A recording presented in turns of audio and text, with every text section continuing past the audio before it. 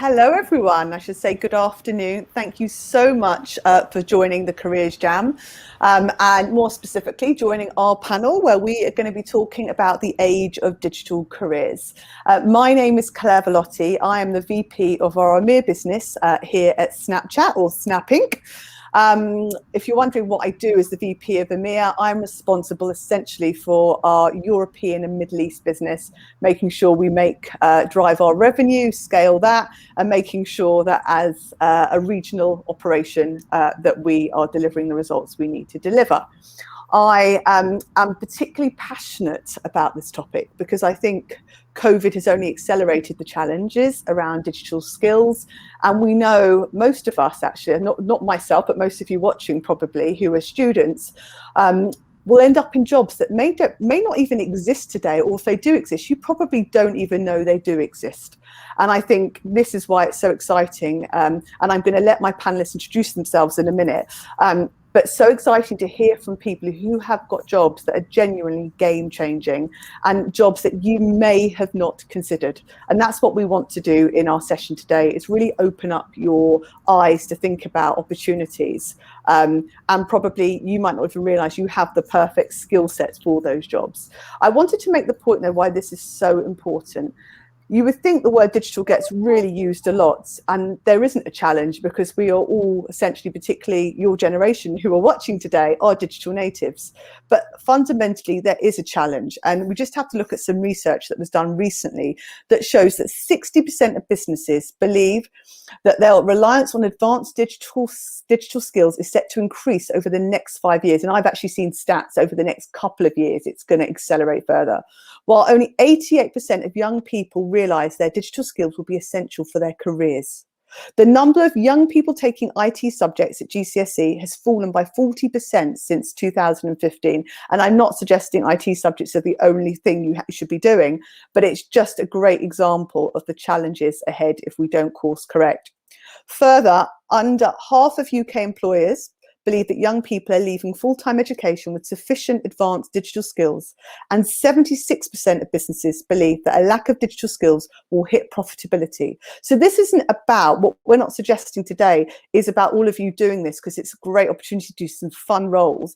This is about our economy, about the future of your next generation, about all of us being prepared and having the skill sets. So I'm very excited to be joined by, I would say, experts in very different fields. And I'm not going to do them a disservice by introducing them. I'm going to let them introduce themselves.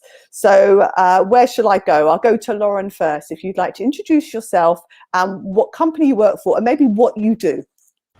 Hello everyone, my name is Lauren. So I'm a technology degree apprentice at the University of Leeds and I work at PwC.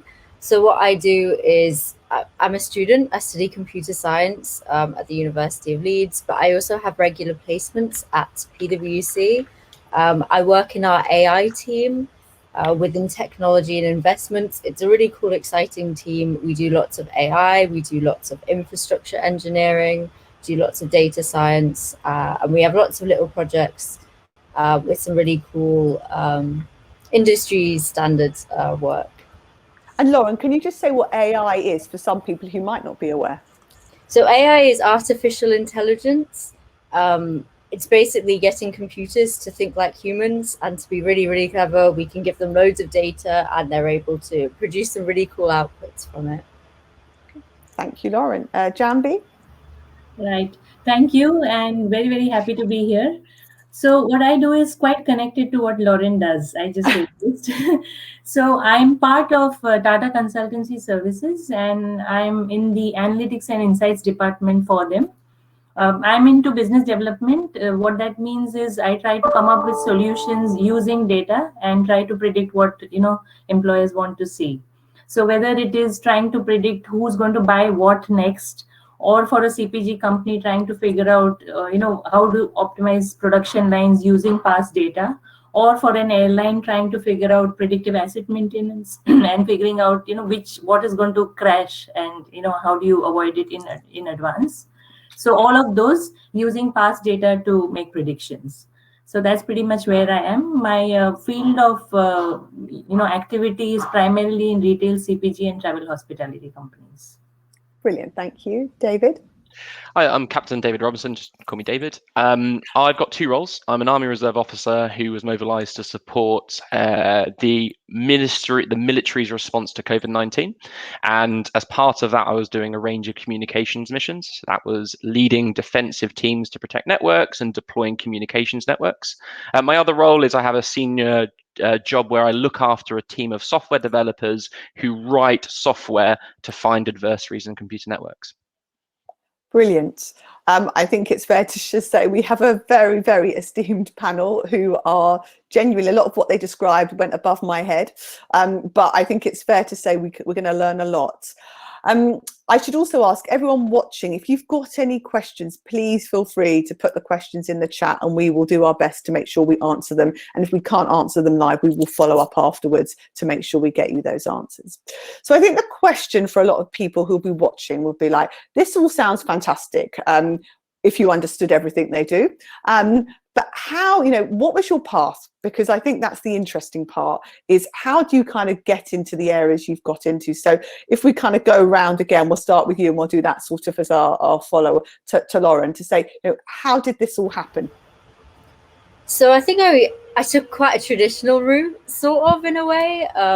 So at school, I really loved science, I really loved maths, and I also did GCSE computing, and that was my first sort of introduction to coding. And I thought it was really interesting. It was frustrating at times when things didn't work, but being able to build things and when your code would run, it was a really satisfying feeling. And I knew I liked maths, so I decided to apply to study computer science at university.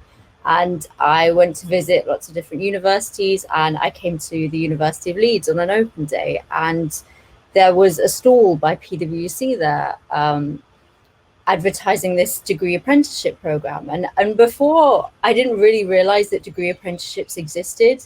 I thought there was degrees and there was university, and then there was apprenticeships, and those were two separate things. But I realized that I can actually have the best of both worlds, really. I can have the degree, I can learn lots of theory, I can connect with the academic side. But then during my placements at PwC, I can come and apply what I know in a work environment. And I think with tech and with anything kind of digital, that's really useful, being able to put your skills to the test in industry. So I applied, I interviewed, I got into the PwC's technology degree apprentice program. They run it at a few other universities as well.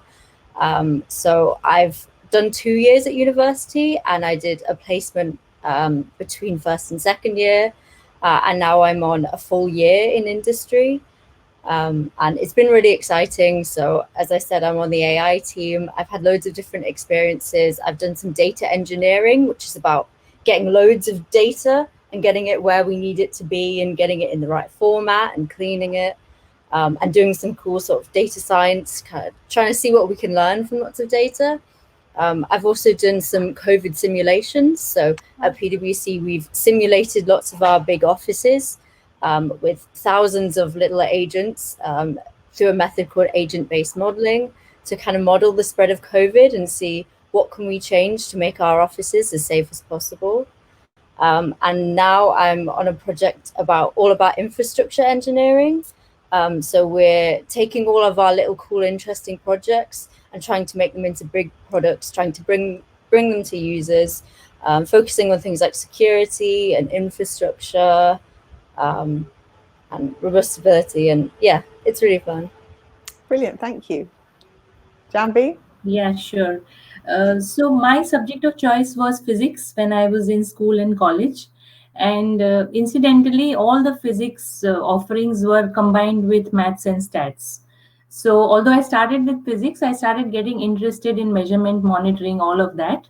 And to some extent, maths was too much of theory, but I thought statistics was the in-between area. It's the practical maths, as I call it. So that's when I got into stats. We had a lot of people coming home for these research surveys, and I was quite intrigued to know that the right from which soap do you use to which shampoo do you buy to anything about. So that's pretty much where I got intrigued, and I thought this is a good science to learn, and if data can tell you so many things, why not? So that's how I did my post-graduation in statistics, and we had a campus-based placement. So I got picked by a market research company, and that's where my career began. So I thoroughly enjoyed myself. That was a point in time where we had these massive computers, and we used to do C programming in a language called quantum and all of that. And from that, obviously it started increasing. So from doing basic market research to doing analytics, it was an easy transition. Yeah. Because I think what changed was computing power, where we were dealing with tables and small data, we are now dealing with big data. So that's how I transitioned into analytics. And the fact that I understood market research, there was a background, it was very easy to give a business angle to solutioning. So not just what is the data and what is the algorithm, but what's the outcome. So I do thoroughly enjoy my job, because there's two parts to it. There's the reactive one, so where a company would come to you with a problem saying, how do I, for example, increase my customer base? Or the other side, proactive, where they give you data and you come up with a hypothesis, and then go from there. So all in all, yeah, I think it's a mix of variety of things, but it is the love for numbers and the fact that you can do a lot of predictions using what you know. Yeah, that pretty much led me here. Brilliant. I love the idea of your research at home with soap versus something else. That's hilarious. So, David. So quite different. So I did okay in my GCSEs, but then I went to I changed school for my A levels and failed my A levels because I basically learned to play poker really, really well, and I just played poker in the sixth form common room. So that didn't really kind of mean that I wasn't going to go to university. So what I did is I basically went traveling for a bit. Obviously, it's not going to be practical to go traveling, but then I just took a couple of entry-level jobs. I was literally cleaning pots. I was cold calling in an IT call center. It was awful. Really hated it. And I kind of thought, what am I doing with my life? I don't want to be washing pots and working in a call center forever. So I did some professional qualifications. So I did CCNA, Cisco Certified Network Associate. I did some Microsoft qualifications, and I basically started doing some entry-level IT help desk jobs.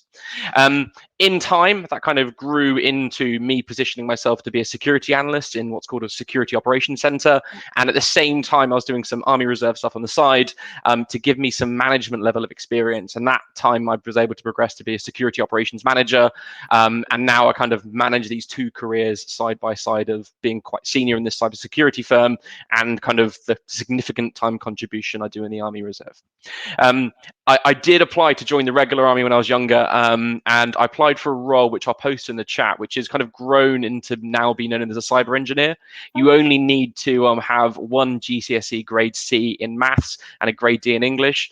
And I went to selection, and I wasn't fit enough, and I was a little bit rude to some of the staff because I was not the 17-year-old me is not the me of today. But I'm still doing a lot of stuff for the army now. I still love it.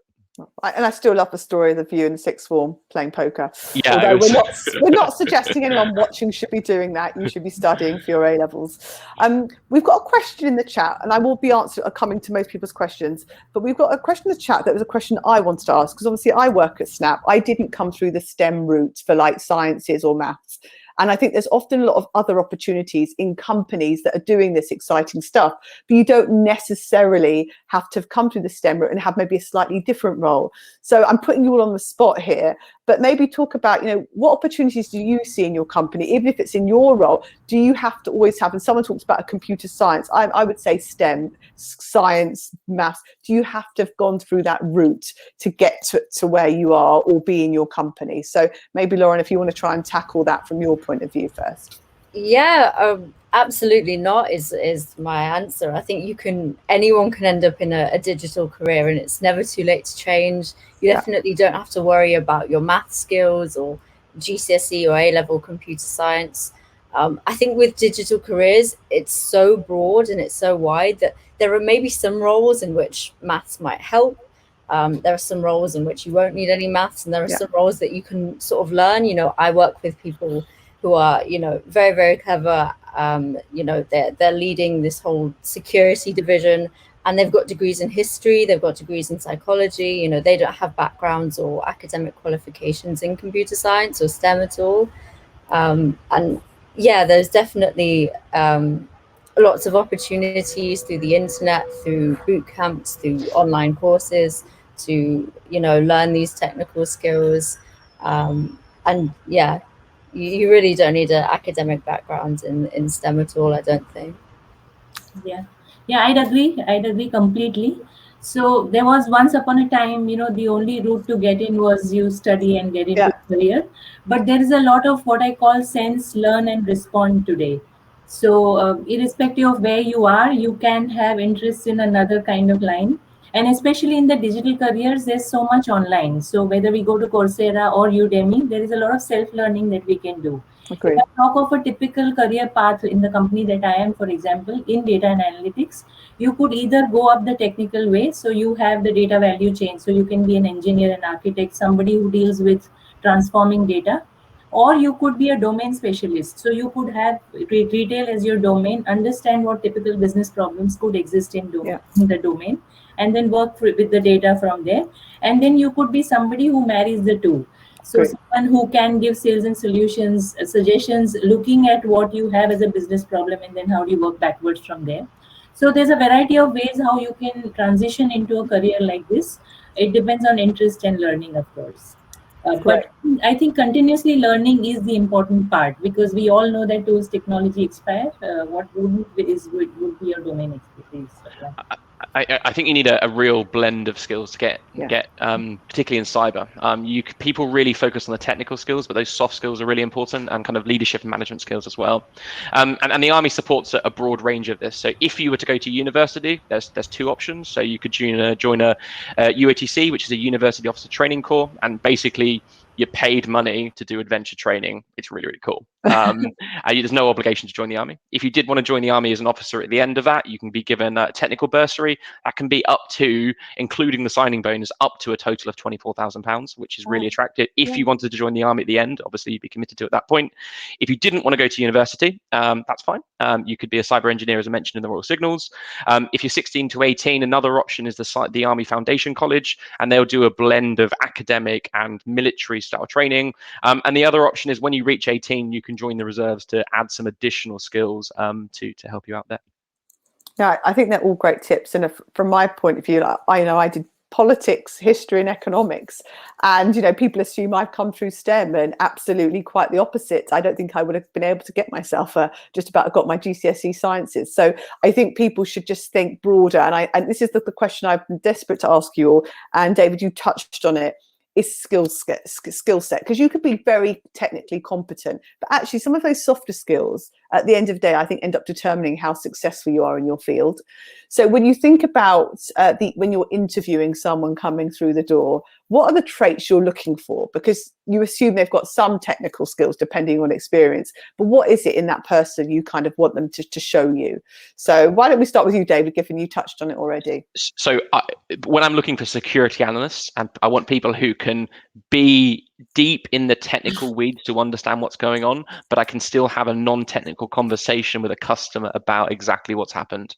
So often my security analyst will need to deeply investigate and understand exactly what maybe a hacker has done on a network, but they need to explain that to someone who doesn't understand technology at all, understand what's gone on, and really relate that to the business impact. Because if someone's hacked into a computer network, that person then needs to think, okay, I'm a business owner. What do I need to do in order to make sure this isn't going to happen again? Makes sense. Sure. So for us, I think if I'm interviewing a person, the first thing I'd look for is curiosity, because the more questions you ask, the more you'd like to go back and investigate. There is, of course, a lot of team working, and very similar to what David said, not using jargon all the time, because there's a lot of different stakeholders that you work with, business stakeholders, you have end consumers, and if we keep talking ETL and things like that, it wouldn't really go through. So I think it's a mix of all of this, plus to an extent the adaptability. So although I have learned Python, there is an R program that needs to be done, and how quickly can I amend myself, or am I open to learning? Those kind of skills I think work. But otherwise, we do get too many smart people these days, so it's lost for choice. So yeah. Yeah, but I'd like to touch on curiosity, because I get asked that question, what do I look for? And not just from people I'm interviewing in general. And I think curiosity is really key, because I think the companies we all work for, and the companies everyone watching today will be working for, will keep changing. There's no company that stands still anymore. So if you haven't got people that are curious to keep learning and growing and asking those questions, I think you're never going to have that growth mindset, and your company can't thrive without that type of skill set. So for me, curiosity, when you said that word, I was like, yes, 100%. Lauren, anything you want to add on that? I agree with everything that's been said about having kind of both sets of skills and being able to communicate kind of technical ideas to a non-technical audience. And I think at PwC, it's a very valuable role to be able to understand sort of the technical side, but have those business skills to be able to take that to clients, to be able to actually implement this technology and look at a business and say, what can we actually do to use technology to improve? And I agree, showing curiosity and the ability to learn new skills, you know, especially in the tech world, things move so fast that a language or a framework or a certain technology, you know, they come out all the time, but being able to learn and adapt to the changing terrain, I think it is an important skill. So yeah, just learning itself is a skill, I think, that comes in very handy. And I think this subject works, kind of complements. There's 3 questions here around for mature students, which I think have a lot of value to bring to companies. But is there anything, and I know, Lauren, you answered it in the chat, but is there anything anyone wants to add, or any tips you'd give for people that are mature students and how they can get into your line of work? So I'm not going to answer all 3. I think if we just talk in general around mature students, I think that would be great. Sure. If I can begin. So again, once upon a time, it was a little difficult, but given all the resources we have today, we have organizations that can help you support. So for example, something that I work with is a not-for-profit called Women in Data. So it's a not-for-profit, and I'm the chapter lead for London. And the whole idea is awareness and education in data careers. So irrespective of where you are in the value chain and what you want to do, there is enough and more support that you can get, right from job boards to careers to training programs, residency programs, the works. So yeah, there is support and help. And the only thing I'd add is, particularly people coming into cybersecurity, there's a real drive for them to learn products. But when I'm looking for people who understand security, I don't want someone who knows how to use a product. I want someone who understands the technology. And if you can do professional qualifications which help you understand the underlying technology, so that could be programming generally, that could be how does a computer work, how does a computer network work, rather than focusing on this product made by Cisco, how can I learn where the buttons are on the interface? That's really what I'm looking for. And that's no matter what student, whether that's mature or junior person, I'm looking for, do they understand the technology? And the product's very easy to teach if you can understand the technology. Okay. Now I have one on the panel that we're going to get really specific here. But I think it's good for people watching who are the students right now. Like, what is the process? Do you have a graduate scheme, or is it throughout the year there's opportunities for kind of entry-level roles? Just some tips about what should they be looking out for in terms of how you actually apply. I could... You go, Lauren. I could go first, yeah. So I think that to get into PwC as a student, we have kind of 3 main routes. So the first is a very traditional graduate scheme. So you would go to university, you can study any subject. It's not limited to business or economics, and you can apply to our grad scheme. There are loads and loads of different roles across the business. Some of the more technology focused ones, you could be a technology consultant or a cybersecurity consultant. The second path is the degree apprentice path that I'm on. So you apply to the program through UCAS like any other course, but it will include those work placements. And then the third option is the school leavers program. So this is for 18-year-olds. You come straight from school into the program. You're kind of like an associate. You start out quite well, and you sort of rotate through different placements within the business. So there's lots of different roles depending on what your interests are and what you want to do. I definitely recommend looking into it and researching it, especially if you're not sure if university is for you. Yep. Perfect. And I think it's great that you've got so many different options, actually. And I think that's a really important reminder, because actually for me, so I actually thought PwC only had graduate schemes. So I think it's really important. So maybe encouraging people watching today to maybe go on the websites, go and have a look, because don't make assumptions that there's only one route. I think that for me is what I'm hearing loud and clear. Janhvi, is there anything you want to add to it? Similar things, I think I touched upon it earlier. So it could be absolute newbies, people beginning their careers. So there are campus placements that we do, TCS, and it's a variety of careers within data and analytics as well. And it could be, again, two parts. So you could be doing data foundation, so tools, technology, you come that way. You are an Azure Stack engineer or something like that. You've learned the GCP part. So you come through the tools, technology, or you could come through domain. Yeah. So lateral placements are, using domains. What is your domain specialty? How can you impact business outcomes? And we do take, so it's across the board. Brilliant. Very possible. Yeah. Sure. And I've already gone through a bunch of paths for the army, but just about there's 200 separate roles across the army. So there's a range of technical and non-technical roles of whatever you wanted to do. Definitely visit the booth in the employees, the army booth in the employee zone if you wanted to know more. And given we're talking about digital, is that, I'm assuming, just a website people can look at that has posts all these roles? Yeah, and even so, the role of a cyber engineer has got a whole bunch of individual sub-trades, and what you'll do is you'll learn a broad set of skills. So you'll learn, for example, to be a cyber engineer, and then over time you may learn computer networks, you may learn about servers, you may learn about cyber defense, and there'll be a broad range. Effectively, the Army's done in a structure where every several years you'll be changing role to something very, very similar. So over time you'll get a breadth of experience from different roles. Amazing.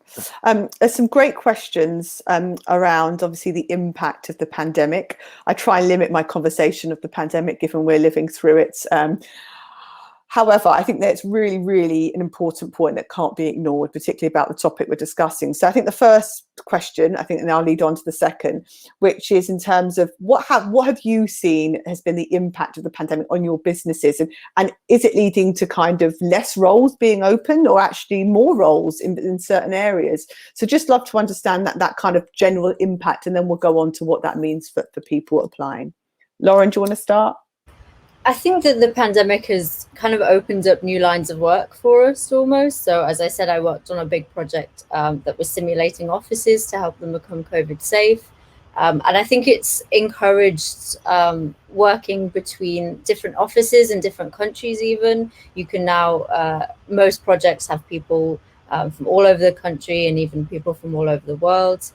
So I think it has, it's changed things almost for the better. I think that the scope of our work has definitely increased, and because of such reliance on technology, I think we've really been able to prove that technology and that digital connection is so vital for many businesses. Brilliant. Yeah, same here. It has opened up new roles and lots of opportunities. In fact, so we are a service provider to companies, and a lot of companies are modernizing their estates. So whether they were on premises, servers, etc., everything is going to the cloud.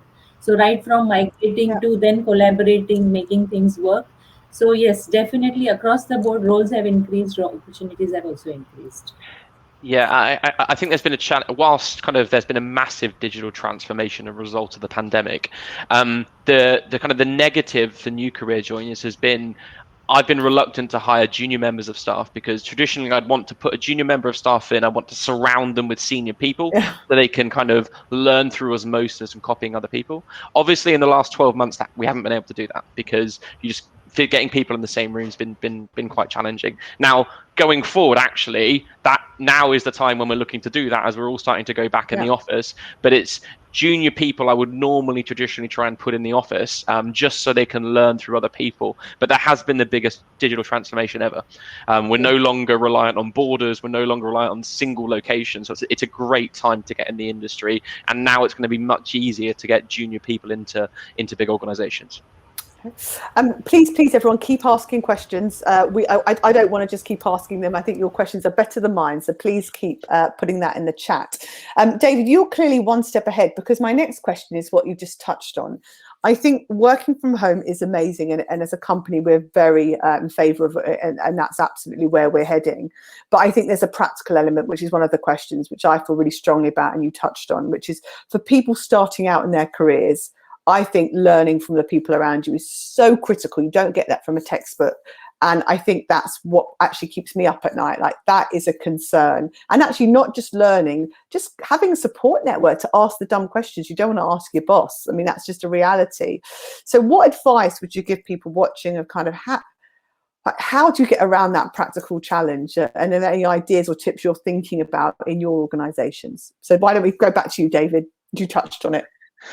I think having the time mentally to engage with people on a personal basis, not just about work. I think something I've struggled in the last 18 months is when you're working remotely, you only seem to talk to people about work, and actually just putting in time in the diary to kind of, when you start joining a company, to actually go, I want to get to know the people I'm working with.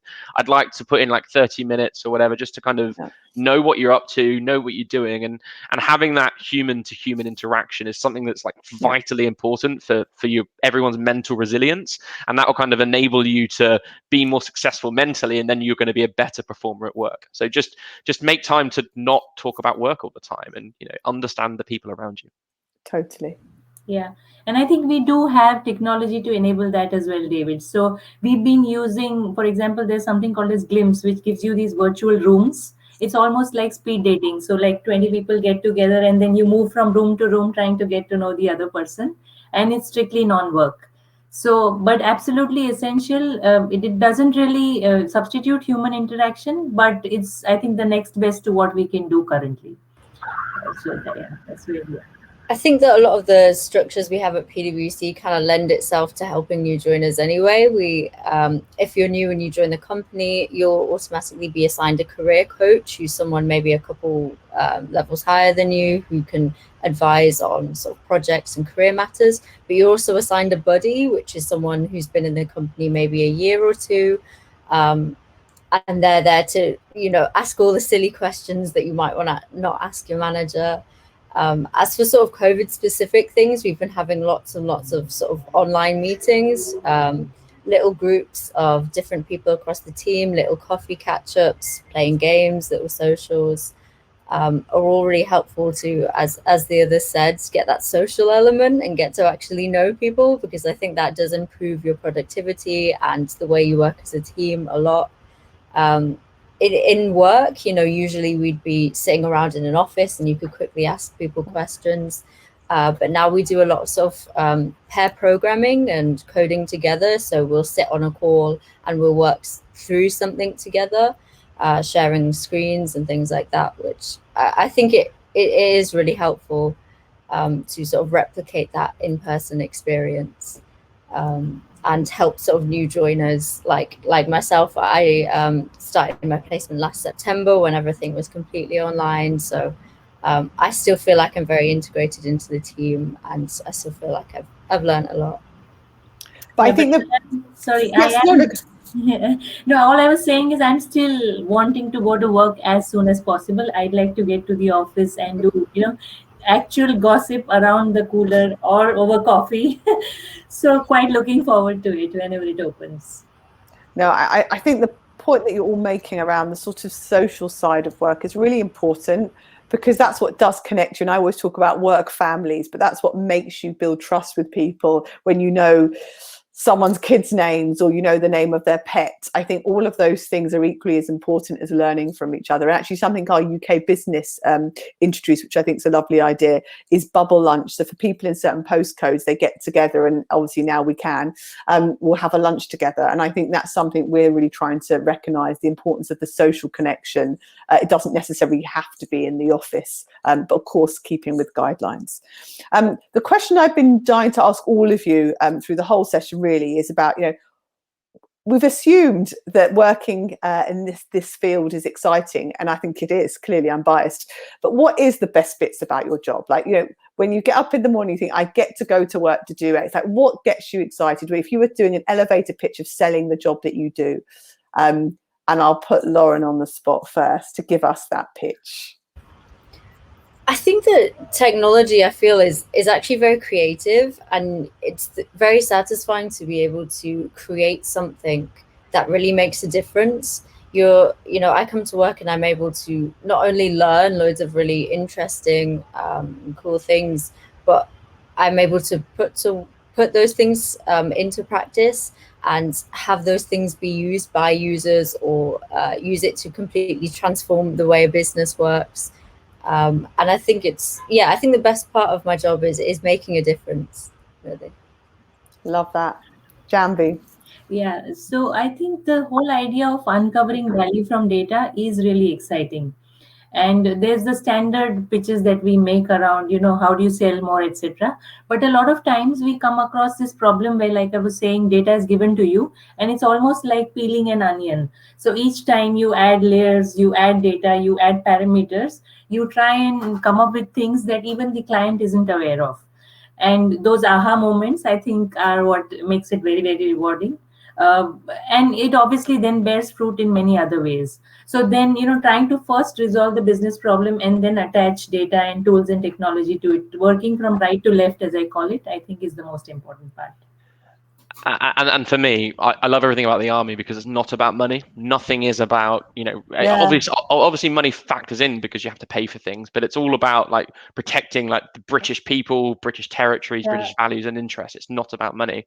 And when it comes to kind of some of the stuff I'm involved in, cyber incident response and investigating cybersecurity compromises, that's brilliant because I go in and I deal with a hack where a real hacker has intruded into a network.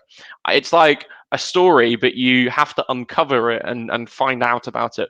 When I was a kid, I love those little books that had numbers, kind of go to page 6 to find if you choose this. And I feel like you kind of reverse engineering and analyzing what's gone on and then building the story up of exactly what's happening. And you find out this story every single time about what this malicious hacker's done on the network and how they did it. And clearly there's this human element, there's this adversarial thing going on where you've got a real human actor who's done something, and often they're trying to hide their tracks and you're trying to counter that, and often it can be you can make a change to try and kick them out of a network, they can make a change to try and keep that in there, and it is very much a game. And when you're dealing with an active intruder on the network, it's great fun. So, I mean, before we end, I really want to leave, I think there's a question coming through, but I would really want to leave people with a really final practical tips. The reality is we've touched on this already. Even you, David, like we all know the army's existed for a very long time, but what you do didn't exist, right? Not so long ago. So when you think about not just subjects, but when you think about giving advice to people of how they should prepare themselves for the future, which is a bit of the unknown, what would you say to people? Because I think that's the hard bit, right? So over to you, David. You've got to have redundancy in skills. So, I mean, whilst particularly cybersecurity has been very, very well resourced throughout the pandemic, we just don't know what's going to happen. Now, digital as a whole is going to grow and grow and grow. So you will be able to have a broad range of skills, whatever you do. But being able to do not just your particular job, but similar jobs means that even if the job for cybersecurity analysts, in my case, goes out, I might be able to get a job working with computer programmers or working on some of the management side, and diversifying your skill set so you can do a range of different things, which means that if you were impacted in the longer term, you could make a temporary or permanent change to still enable you to kind of, at the end of the day, pay rent when it comes to it. Good advice. Janhvi? Yeah, so I think I did touch upon it. It's primarily the sense, learn, and respond. I think we need to learn from machines. So the way machine learning models or artificial intelligence works. So you sense what's happening, learn around it, and then respond. I think most of us do it quite well. It has to stem from our interests, because if we don't have passion, we don't have enthusiasm, we won't really make good out of it, right? So, but yeah, pretty much that's what advice I would give. And I think that pretty much touches on the question that's been asked as well.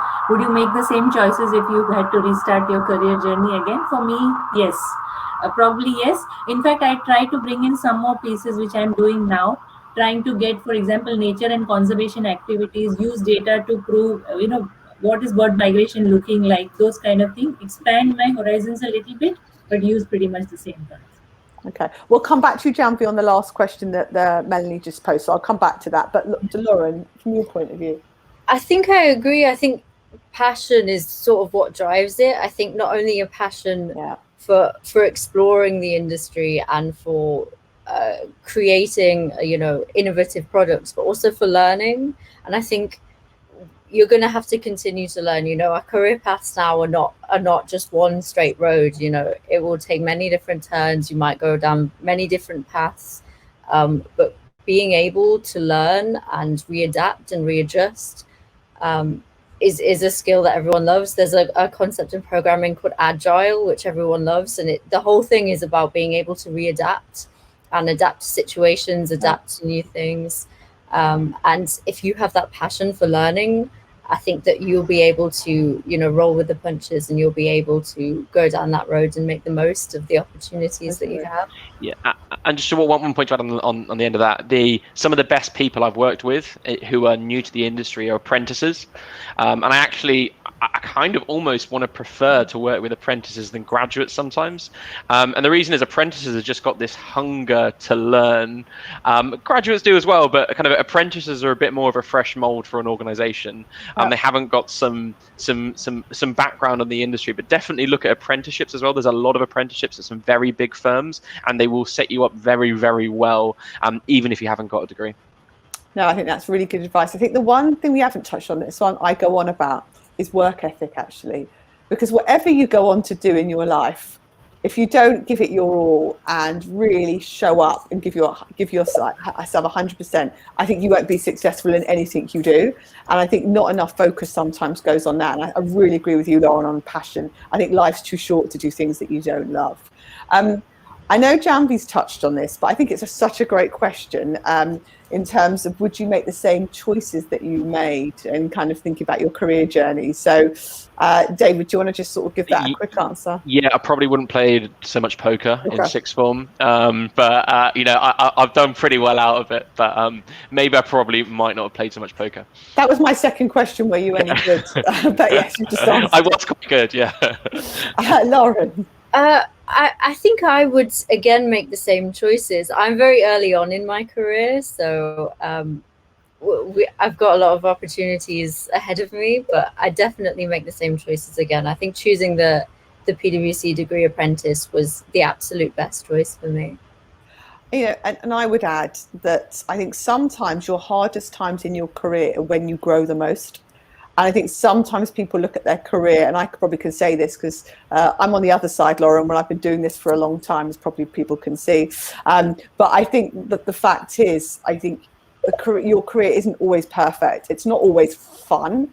And actually, you learn a lot about yourself and resilience and stamina and what your values are and what matters to you. So I would give people tips. So think about your career. Even the dark days are sometimes the best days, because you've grown the most. And I think that's not just you in your work life, that's you, full stop.